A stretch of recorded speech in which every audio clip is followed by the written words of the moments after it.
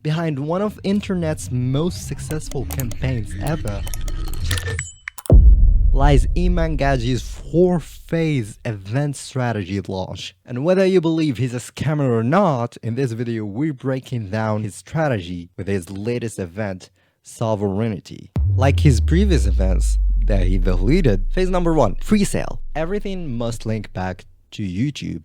Long form. This is the pre-sale phase. This is the building the brand and nurturing people. For the latest event, it's pretty much no different. What's important is getting attention and trust, whether through a collaboration with Hezbollah or long-form education, which in a sense matters more. And there's actually a rule by Google, which is the 7-11-4 rule, and based on data that Google gathered, before someone buys, they need 7 hours of engagement across 11 touch points of contact and 4 separate locations. And YouTube is a great place. People go for education, not just mindless scrolling. And with something as long as YouTube videos, at least there are more people that have longer attention spans. Of course, not everyone continues the video till the end, but even there are people who are getting clients on a smaller level, making niche videos, getting them leads and clients compared to the hundreds of thousands of followers they have on Instagram. Leading up to this Sovereignty event, he also pushed ads, which is also something he did in the past, sending emails to people who previously subscribed through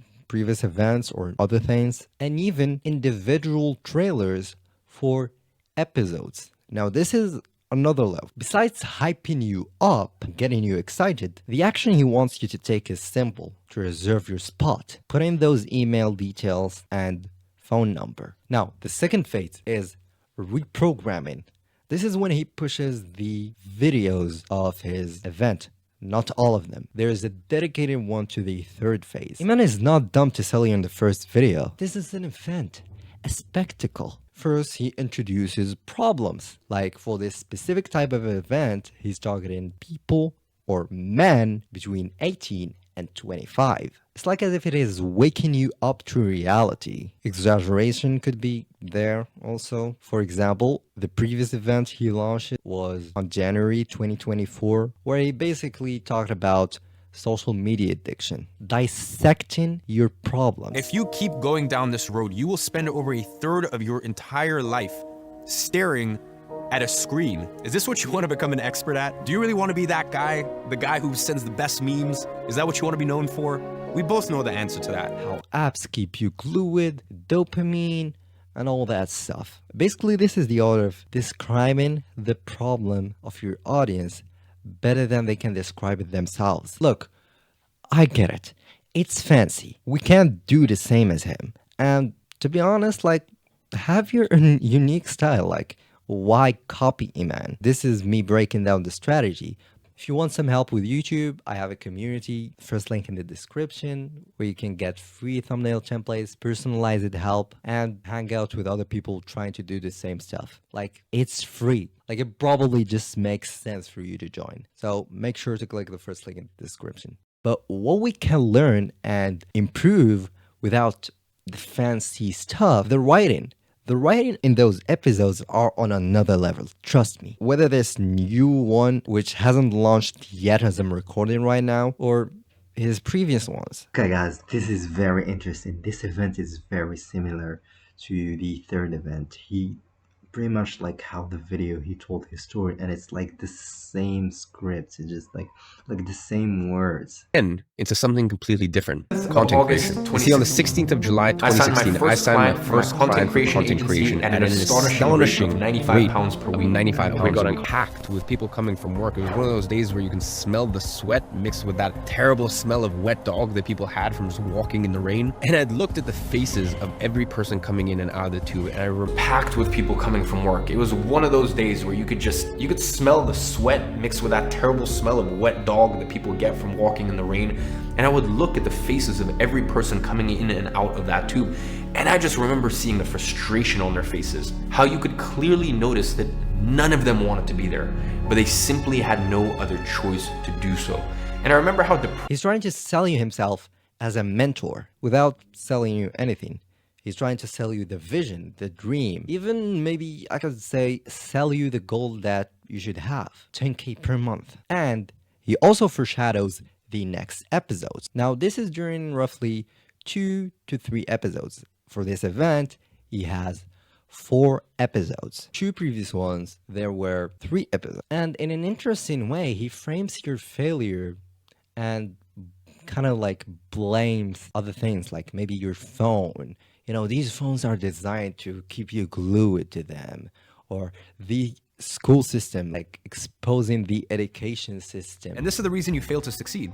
Not because you're a failure, but because the system has been set up for you to fail from the get-go. And he also keeps foreshadowing solutions. We don't like to be told it's our fault. And actually, he gives convincing arguments.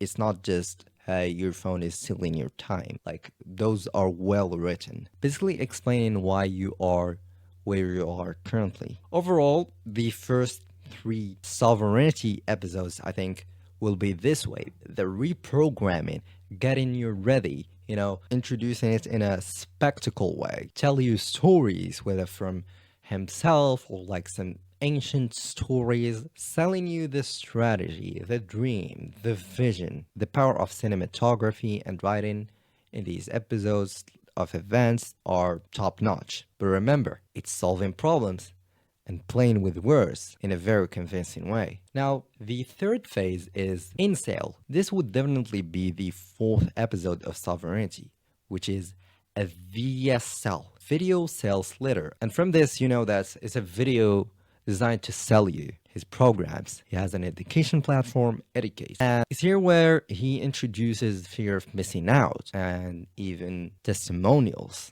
getting you pumped up since the beginning, preparing you, reprogramming your mind to get you ready to buy. And it's only open for an amount of time. The curriculums, the weekly mentorship sessions with our educators, the one-on-one educator, and the fast track. Everyone will get that. However, only the people who buy in the first 3 hours of the release of this offer will get access to the VIP private community channel, where you're gonna get access to 6 extra mentorship calls from educators who are not on our weekly roster. So in 3 hours, we're gonna close that opportunity. This pushes you to take action, to not miss out on the offer. Now, the 4th phase may be the most interesting one, which is self-destruction. In this phase, Iman deletes all the episodes, like all of them. Even from data of his channel, we see these views spikes that are recurrent, and then we see them going down severely. This is when you publish videos and keep garnering views. But yeah, basically when you delete a video that, or series of videos that like amassed lots and lots of views, like it would just appear in the analytics as like a big drop. Of course, not every drop is due to events, but you get the idea. Now, why does he actually delete them? Like, imagine getting clients over and over with like events, and like all his events like still run until this day. Well, the thing is, Iman since the beginning knew that he would want to replicate this strategy over and over to sustain his education business. And this is based on what he said in the past. Just listen to him in this clip. Might make a few million over a few years, you know, e-learning company, don't get me started, it's actually a notoriously difficult business to sustain past the first like 18 months, which is why you see so many people on YouTube who have education companies that basically just fizzle out. But each time deleting them and getting like massive money, you know, allows him to keep replicating the strategy over and over. If it ain't broke, why fix it? And each time they're updating their programs, like adding new programs over and over. And more people don't know Iman than those who know him. Like just think about it rationally. More people don't know Iman than those who do. And he's a great man to watch from afar, how he's utilizing YouTube and how powerful YouTube is as a platform to nurture people, to sell them, get them hyped about you and your personal brand. And yeah, basically this was the 4-phase strategy: pre-sale, reprogramming, Insale, self-destruction. If you want some help with YouTube, I have a community, first link in the description, where you can get free thumbnail templates, personalized help, and hang out with other people trying to do the same stuff. Like, it's free. Like, it probably just makes sense for you to join. So make sure to click the first link in the description.